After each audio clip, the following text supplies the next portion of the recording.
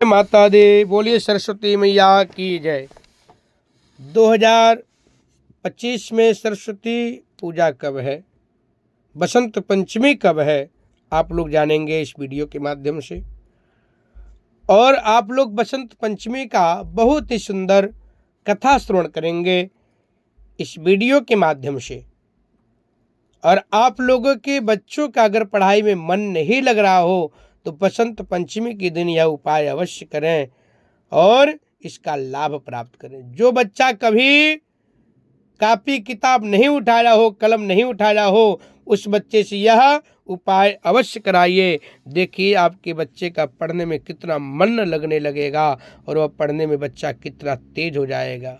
यह उपाय का लाभ अवश्य प्राप्त करें। तो आप लोग हमारे वीडियो में अंत तक बने रहें, साथ ही साथ चैनल को सब्सक्राइब करें और लाइक करते रहें, शेयर करते रहें, जिससे वीडियो का लाभ ज़्यादा से ज़्यादा लोगों को प्राप्त हो। पहले मैं बसंत पंचमी का कथा सुना देता हूँ, आप लोग बसंत पंचमी का कथा श्रवण कर लीजिए। फिर इसके बाद हम आप लोगों को उपाय बताएंगे और किस दिन है 2025 में बसंत पंचमी, ये भी मैं बताऊंगा। बोलिए सरस्वती मैया की जय। ओम श्री गुरुभ्यो नमः। ओम श्री वेद पुरुषाय नमः। ओम या कुंदेन्तु तुषारहार धवला या शुभ्रवस्त्रावृता या वेणावरदण्डमण्डितकरा या श्वेतपद्मासना या ब्रह्मायुत शंकर प्रभृतिवी देवै सदा वन्दिता सा मां पातु सरस्वतीं भगवतीं निशेषजाड्यापः निशेषजाड्यापः। बसंत पंचमी व्रत कथा सूतौ वाचः। माघ मास की शुक्ल पक्ष की पंचमी को पूरे देश भर में बसंत पंचमी का त्यौहार मनाया जाता है। बसंत पंचमी हमेशा शुक्ल पक्ष में आती है, जिसको उजाला पक्ष बोला जाता है, चांदनी की रात बोला जाता है। इस दिन ज्ञान की देवी माँ शारदा देवी, माँ सरस्वती का पूजा अर्चना करने का विशेष विधान है। वहीं बसंत पंचमी की कई सारी पौराणिक व्रत कथाएं भी हैं।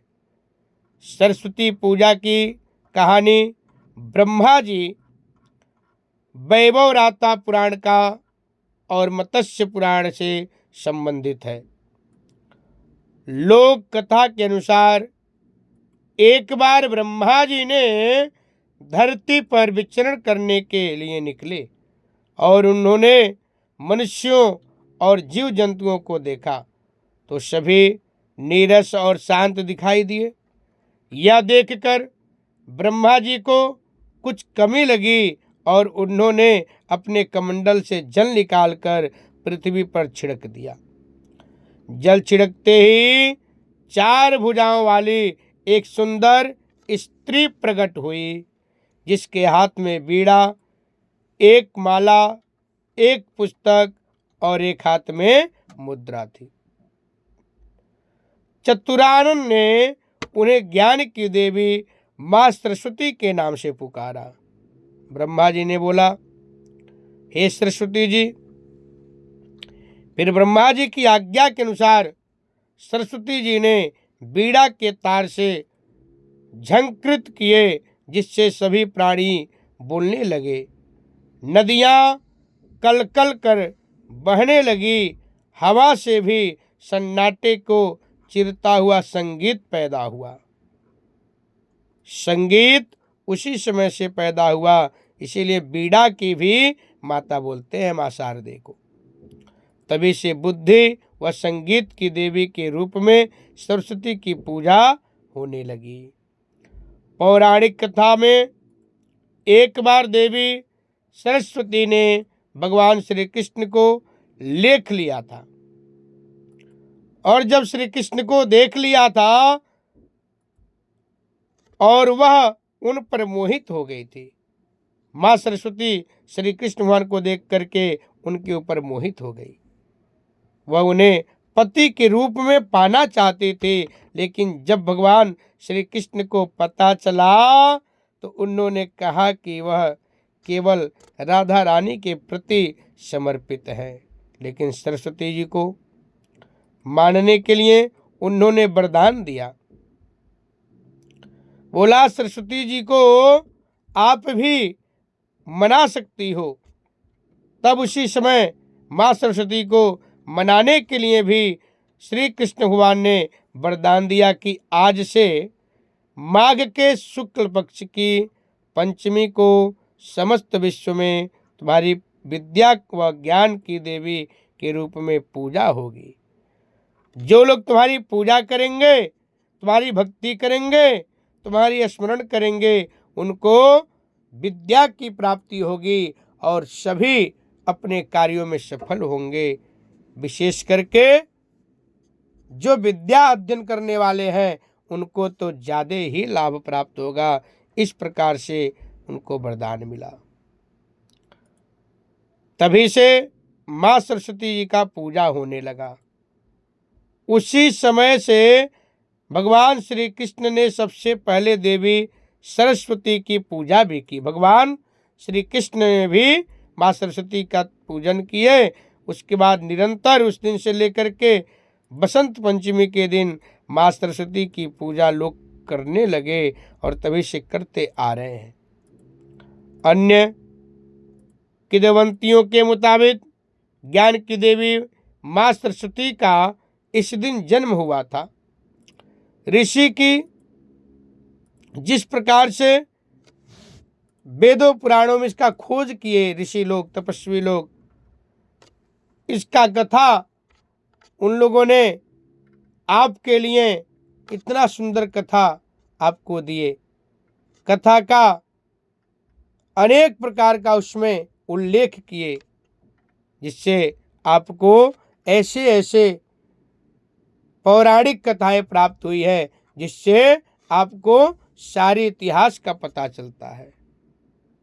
फिर इस दिन सृष्टि की रचयिता ब्रह्मा जी के मुख से सरस्वती जी विकसित हुई थी। वहीं पंचमी